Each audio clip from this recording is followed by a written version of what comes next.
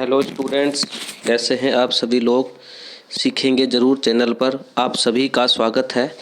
मैं राहुल यादव फिर से आपके सामने क्लास 10th के लिए एक लेटेस्ट वीडियो लेकर आया हूं।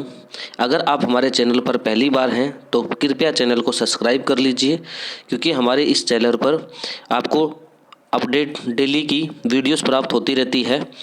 और इसी कड़ी को आगे बढ़ाते हुए मैं आज आपके लिए चैप्टर नंबर 2 जो कि अम्ल क्षार व लवण है उसके रिलेटेड जो कि इम्पोर्टेंट क्वेश्चन है वो लेकर आया हूँ। तो वो सब बिना समय गवाए अपने पहला क्वेश्चन स्टार्ट करते हैं। हमारा उदर कौन सा अम्ल उत्पन्न करता है? Option A H2SO4, option B HNO3, option C HCl, option D NaOH। तो इसका सही जवाब हो जाएगा ऑप्शन सी HCl। अगला सवाल है, तनु अम्ल से अभिक्रिया कर कौन सा पदार्थ CO2 उत्पन्न नहीं करेगा? संगमरमर, चूना, चूना पत्थर, मीठा सोडा। तो इसका सही जवाब हो जाएगा चूना। अगला क्वेश्चन है, रक्त का pH का मान कितना होता है? 0, 2, 4 या 7.4। तो इसका सही जवाब हो जाएगा 7.4। ठीक है।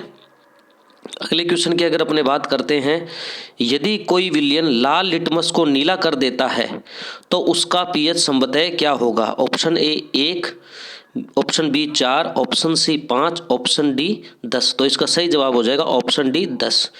अगले क्वेश्चन की अगर अपने बात करते हैं, अगला क्वेश्चन है, कोई विलयन अंडे के पिसे हुए कवच से अभिक्रिया कर एक गैस उत्पन्न करता है, ठीक है, जो कि उस पिसे हुए कवच से, ठीक है, करता है जो चूने के पानी को दूधिया कर देती है।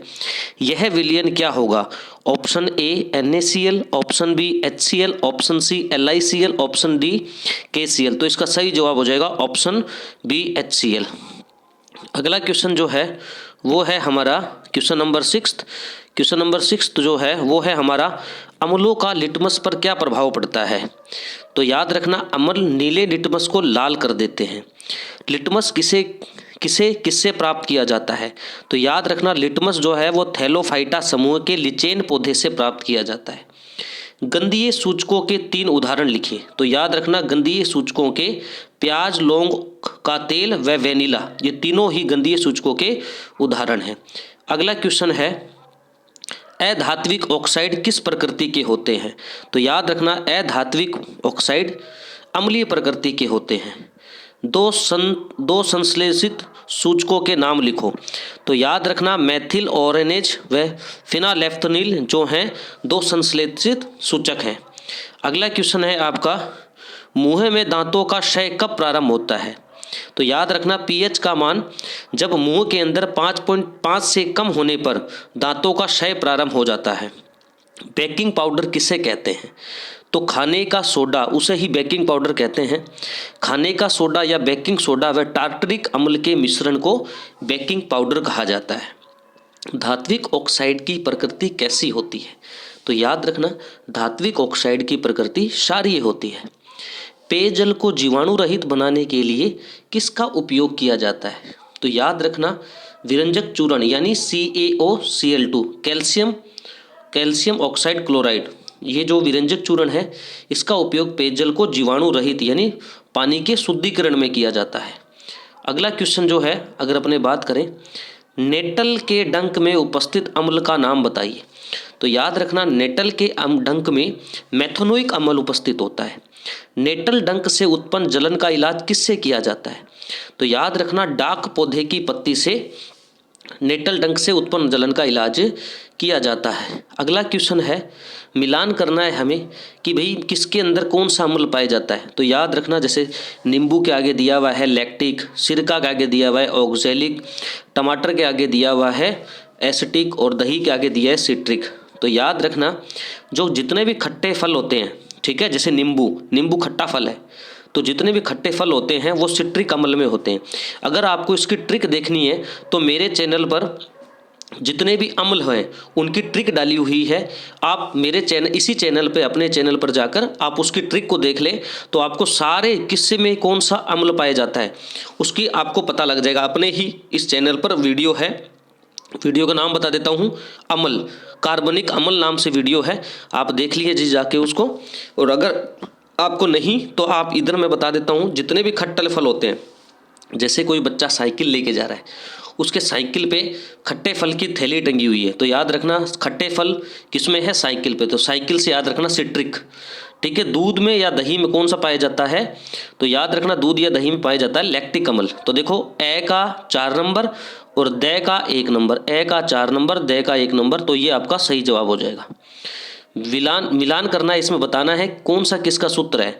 तो देखो विरंजक चूर्ण, ठीक है, ए अभी हमने पढ़ा था थोड़ी देर पहले, CaOCl2 होता है, तो ए का 4 नंबर, ए का 4 नंबर, तो ये देखो इसका आंसर हो जाएगा ए का 4, यानी विरंजक चूर्ण का फॉर्मूला है CaOCl2। उसके बाद बे का देखो 3 है, यानी बेकिंग सोडा का फॉर्मूला क्या है, 3 नंबर वाला, यानी NaHCO3, यानी सोडियम हाइड्रोक्साइड कार्बोनेट।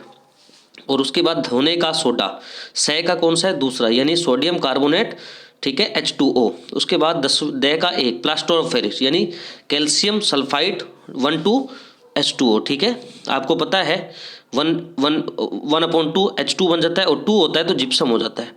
अगला क्वेश्चन है, अम्ल का जलीय विलयन विद्युत का चालन क्यों करता है। तो अम्ल के जलीय विलयन में हाइड्रोजन आयन H+ आयन उत्पन्न होते हैं, जो कि विद्युत धारा के प्रवाह में उत्तरदायी होते हैं, इसलिए क्या होता है, ये विद्युत का चालन करता है। चूने के पानी में CO2 गैस को प्रवाहित करने से क्या होता है, तो याद रखना है चूने के पानी में जब आप CO2 गैस प्रवाहित करेंगे तो चूने का पानी दूधिया हो जाता है। अगला क्वेश्चन है, उदासीनीकरण अभिक्रिया किसे कहते हैं। अम्ल और क्षार परस्पर अभिक्रिया करके लवण व जल बनाते हैं, ये क्रिया उदासीनीकरण कहलाती है। जैसे नीचे दी हुई है, HCl अम्ल है और NaOH क्षार है, जब ये क्रिया करेंगे तो NaCl यानी लवण, जो कि नमक होता है अपना साधारण, और जल H2O बनता है। उसके बाद अगला क्वेश्चन है, तनुकरण किसे कहते हैं। तनुकरण किसे कहते हैं, तो देखो ना, जल में अम्ल या क्षारक मिलाने पर आयन की सांद्रता H3O+ और OH- में प्रति इकाई आयतन में कमी हो जाती है, जिसे तनुकरण कहते हैं। अम्ल किसे कहते हैं, वे पदार्थ जो जलीय विलयन में अपघटित होकर हाइड्रोजन आयन यानी H+ आयन देते हैं, अम्ल कहलाते हैं। क्षार किसे कहते हैं, वे पदार्थ जो जलीय विलयन में अपघटित होकर हाइड्रोक्सिल आयन यानी OH- देते हैं, क्षार कहलाते हैं। अगले क्वेश्चन की अगर अपने तरफ जाते हैं, 25वां क्वेश्चन, किन्हीं 2 प्रबल अम्लों और दुर्बल अम्लों के नाम लिखिए। तो प्रबल अम्ल है हाइड्रोक्लोरिक अम्ल यानी HCl और सल्फ्यूरिक अम्ल यानी H2SO4, और दुर्बल अम्ल है एसिटिक अम्ल यानी CH3COOH और कार्बोनिक अम्ल यानी H2CO3। अगला क्वेश्चन है आपका, किन्हीं 2 प्रबल क्षारों व दुर्बल क्षारों के नाम लिखना है। तो प्रबल क्षार है पोटेशियम हाइड्रोक्साइड यानी KOH, सोडियम हाइड्रोक्साइड यानी NaOH, और दुर्बल क्षार है अमोनियम हाइड्रोक्साइड यानी NH4OH और मैग्नीशियम हाइड्रोक्साइड यानी MgOH2। हमारे शरीर में सबसे कठोर पदार्थ कौन सा है, तो याद रखना हमारे शरीर में दांतों का इनेमल कैल्शियम फास्फेट जो कि है शरीर का सबसे कठोर पदार्थ है। उसके बाद अगर आपसे अगला क्वेश्चन पूछे कि शुक्र ग्रह का वायुमंडल किससे बना है, तो याद रखना शुक्र ग्रह का जो वायुमंडल है वो सल्फ्यूरिक अम्ल के मोटे श्वेत व पीले बादलों से बना है। क्लोर क्षार अभिक्रिया किसे कहते हैं, सोडियम क्लोराइड के जलीय विलयन में विद्युत धारा प्रवाहित करने पर वियोजित होकर सोडियम हाइड्रोक्साइड उत्पन्न करता है, इसे क्लोर क्षार अभिक्रिया कहते हैं, क्योंकि इससे निर्मित उत्पाद क्लोरीन यानी क्लोर एम सोडियम हाइड्रोक्साइड क्षार होते हैं। जैसे रिएक्शन दी हुई है, NaCl सोडियम क्लोराइड जब जल यानी H2O से रिएक्ट करता है तो सोडियम हाइड्रोक्साइड यानी NaOH और प्लस में क्लोरीन गैस बाहर निकलती है और साथ में हाइड्रोजन गैस। अगला क्वेश्चन है आपका, क्लोर क्षार अभिक्रिया में क्लोरीन गैस व हाइड्रोजन गैस कहाँ पर मुक्त होती है, तो इस अभिक्रिया में क्लोरीन गैस एनोड पर तथा हाइड्रोजन गैस कैथोड पर मुक्त होती है। अगला क्वेश्चन है, मिल्क ऑफ मैग्नीशिया का रासायनिक सूत्र क्या है। मिल्क ऑफ मैग्नीशिया को मैग्नीशियम हाइड्रोक्साइड और जिसका रासायनिक सूत्र है MgOH2। अगला क्वेश्चन है, कैल्शियम कार्बोनेट के विविध रूप कौन कौन से हैं, तो इसका विविध रूप है चूना पत्थर जिसे अपने लाइमस्टोन, खड़िया, चौक तथा मार्बल, संगमरमर आदि हैं। अगला क्वेश्चन है, पीतल व तांबों के बर्तनों में दही व खट्टे पदार्थों को क्यों नहीं रखना चाहिए, तो इसका सही जवाब है दही व खट्टे पदार्थ अम्लीय होते हैं, जो कि पीतल व तांबे के बर्तनों के साथ अभिक्रिया करके लवण बनाते हैं, जो विषैले होते हैं। इस कारण दही तथा अन्य खट्टे पदार्थों को पीतल तथा तांबे के बर्तनों में नहीं रखना चाहिए। अगला क्वेश्चन है, धातु के साथ अम्ल की क्रिया करवाने पर कौन सी गैस निकलती है? इस गैस की उपस्थिति की जांच आप कैसे करोगे? तो जब अम्ल किसी धातु के साथ अभिक्रिया करता है तो सामान्यतः हाइड्रोजन गैस विमुक्त होती है। जैसे एग्जाम्पल है Zn, ये धातु है, और जब H2SO4 ये अम्ल है, इससे जब क्रिया करेगा तो ZnSO4 यानी जिंक सल्फेट बनेगा और प्लस में क्या निकलेगी? Hydrogen gas. उसके बाद याद रखना, हाइड्रोजन गैस की उपस्थिति की जांच करने के लिए अब हमें ये तो पता लगाना है कि भाई हाइड्रोजन गैस की जांच की उपस्थिति करनी है, तो कैसे पता लगाएंगे? तो जो हाइड्रोजन गैस निकली है उसकी जांच करने के लिए गैस के समीप एक जलती हुई मोमबत्ती ले जाने पर वहां पर पटाखे जैसी पट पट की आवाज आती है, जो ये सिद्ध करती है कि उत्पन्न होने वाली गैस हाइड्रोजन है। अगला क्वेश्चन, अम्ल को तनुकृत करके समय ये क्यों अनुशंसित करते हैं कि अम्ल को जल में मिलाना चाहिए, न कि जल को अम्ल में? तो याद रखें, अम्ल को तनुकृत करने के दौरान कभी भी इसमें जल नहीं मिलाना चाहिए, क्योंकि जल को अम्ल में मिलाने पर उत्पन्न ऊष्मा की मात्रा बहुत अधिक होती है, जिसके कारण मिश्रण पात्र से बाहर भी आ सकता है, ठीक है, तथा समीप खड़े व्यक्ति को हानि पहुंच सकती है। अगला क्वेश्चन की बात अगर अपने करें तो जल की अनुपस्थिति में अम्ल का व्यवहार अम्लीय क्यों नहीं होता? तो जल की अनुपस्थिति में अम्लों से हाइड्रोजन आयनों यानी H+ आयन का विलयन नहीं हो सकता, ठीक है, विलयन नहीं हो सकता, ठीक है, चूंकि हाइड्रोजन आयन ही अम्लों के अम्लीय व्यवहार के लिए उत्तरदायी हैं, अतः इसकी अनुपस्थिति में अम्ल अम्लीय व्यवहार प्रदर्शित नहीं करते हैं, ठीक है। उसके बाद अगर अपने अगला क्वेश्चन की बात करें तो प्लास्टर ऑफ पेरिस यानी POP को आर्द्र रोधी बर्तन में क्यों नहीं रखना चाहिए? तो याद रखना, प्लास्टर ऑफ पेरिस यानी नमी जल के संपर्क में आने पर लेई जैसा पदार्थ बन जाता है तथा शीघ्रता से कठोर यानी क्रिस्टलीय ठोस जिप्सम में परिवर्तित हो जाता है। अतः प्लास्टर ऑफ पेरिस को आर्द्ररोधी बर्तन में यानी नमी वाले बर्तन में नहीं रखना चाहिए। अगला क्वेश्चन है आपका, अम्लों के सामान्य गुण लिखिए। तो अम्लों के सामान्य गुण हैं, जैसे इनका स्वाद खट्टा होता है, यह नीले लिटमस को लाल कर देते हैं, यह धातुओं के साथ क्रिया करके हाइड्रोजन गैस उत्पन्न करते हैं, ये क्षारकों के साथ अभिक्रिया करके लवण व जल बनाते हैं। अगला क्वेश्चन, pH स्केल किसे कहते हैं? किसी विलयन में उपस्थित हाइड्रोजन आयनों की सांद्रता ज्ञात करने हेतु एक स्केल विकसित किया गया है, जिसे pH स्केल कहते हैं। pH स्केल में P का क्या अर्थ है?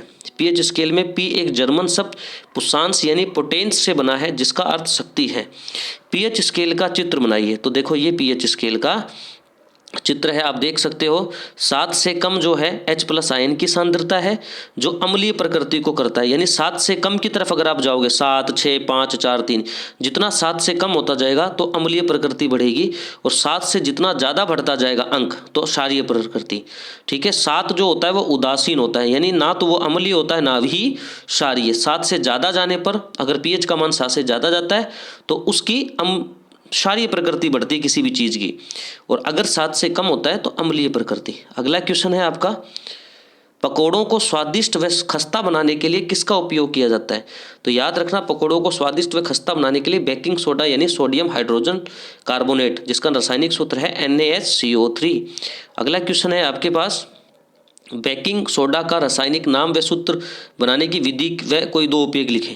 तो सूत्र है NaSCO3, रासायनिक नाम है सोडियम हाइड्रोजन कार्बोनेट, और बनाने की विधि है NaCl का उपयोग करके बेकिंग सोडा बनाया जाता है। रिएक्शन दी हुई है, जब NaCl H2O से प्लस CO2 प्लस NH3 से क्रिया करता है तो NH4 यानी अमोनियम क्लोराइड व NaHCO3 निकलता है। उसके बाद अगला क्वेश्चन है आपके पास, विरंजक चूर्ण का रासायनिक नाम व सूत्र व बनाने की विधि व कोई 2 उपयोग लिखें। तो रासायनिक नाम है कैल्शियम ऑक्सीक्लोराइड, बनाने की विधि जलीय सोडियम क्लोराइड लवण जल के विद्युत अपघटन से क्लोरीन निर्माण होता है, ठीक है। ये रिएक्शन आप देख सकते हो। और उपयोग पेयजल को जीवाणु मुक्त रोगाणु, आपने पीछे भी पढ़ा था, और वस्त्र रोग में सूती। अगला क्वेश्चन है, धोने के सोडे का रासायनिक नाम, सूत्र बनाने की विधि तथा कोई 2 उपयोग आप देखने हैं। तो रासायनिक नाम है सोडियम कार्बोनेट, सूत्र है Na2CO3 10H2O बनाने की विधि, बेकिंग सोडा को गर्म करने पर सोडियम कार्बोनेट प्राप्त होता है। इसके दो उपयोग हैं आपके। इसका उपयोग कांच, साबुन एवं कांच उद्योगों में होता है। जल की स्थायी कठोरता हटाने के लिए किया जाता है। तो ये कुछ आपके मोस्ट इंपॉर्टेंट क्वेश्चन थे 45 जो मैंने आपको बताए। मैं 100% का दावा करके ये कह सकता हूँ, देखो पूरा विश्वास है मुझे, मेरे एक्सपीरियंस से आपको इन्हीं में से पेपर में क्वेश्चन मिल जाएंगे। अगर आप हमारे चैनल पर पहली बार हैं और मेरे द्वारा प्रोवाइड किए हुए कंटेंट से, यानी ये जो भी मटेरियल मैं आपको प्रदान कर रहा हूँ आपके एग्जाम के लिए, अगर आपको वास्तव में आपको दिख रहा है कि मुझे फ़ायदा हो रहा है, तो प्लीज़ आप मेरे चैनल को सब्सक्राइब कीजिए और ज़्यादा से ज़्यादा शेयर कीजिए, ताकि मैं और बेहतरीन कंटेंट आपके लिए लेके आऊँ। आपका दिन शुभमय हो। याद रखें, आप बेहतर हैं, बस मुझे आपसे आशा बेहतरीन की है। तो आप प्लीज़ बढ़िया तैयारी करें और ऐसी जगह तैयारी करें जहाँ पर आपको फ़ायदा हो। ठीक है, ये आपका अपना चैनल है। ठीक है, ओके, धन्यवाद।